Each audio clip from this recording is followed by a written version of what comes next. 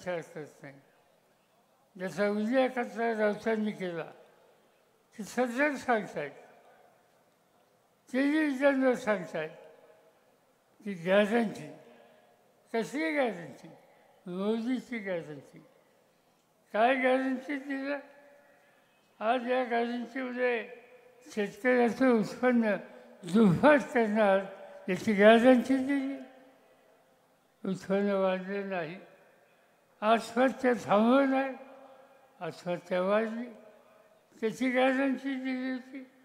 रोजगार वाढवणार, बेकारी घालवणार याची गॅरंटी दिली होती. त्याची एकही गॅरंटी पुढे झाली नाही. फक्त आश्वासनं दिलं, याशिवाय दुसरं काही करायचं नाही.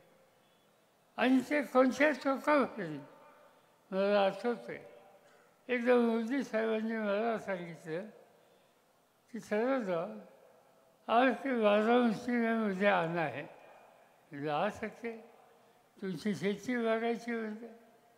आले, बघितली सगळी शेतीवाली, कारखानदारी बघितली, शैक्षणिक संस्था बघितल्या आणि बाहेर येऊन सांगितलं फारदांकडे की शरद पवारांचं विरोध धरून मी राजकारणात आले.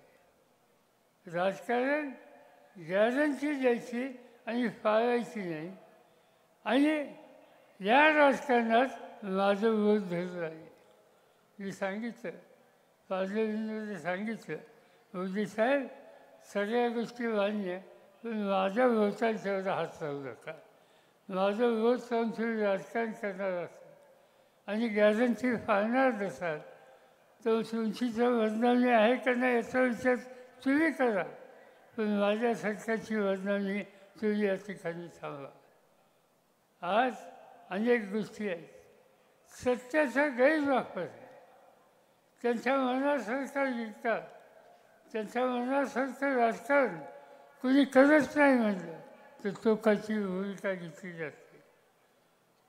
महाराष्ट्रामध्ये वंचित मंडळाचे वंचित तुरुंगात टाकले. आज या ठिकाणी राऊत साहेबांचा विचार आपण ऐकला. त्यांनी आपल्याला लेखली नाही, सरकारच्या चुकीच्या धोरणावर प्रहार केला, त्यांना तुरुंगात टाकलं. आणि देशमुखांना तुरुंगात टाकलं. आज झारखंडचा मुख्यमंत्री त्यांच्या विचाराचा नाही त्या मुख्यमंत्र्याला तुरुंगात टाकलं. दिल्लीचे मुख्यमंत्री केजरीवाल त्यांना आज नोटीस पाठवल्या, त्यांना तुरुंगात टाकायची नाही. त्यांच्या मंत्रिमंडळातले 3 मंत्र्यांना तुरुंगात टाकलं. जिथे तुमच्या मनाविरुद्ध वागतात, तुमची भूमिका स्वीकारत नाही त्या ठिकाणी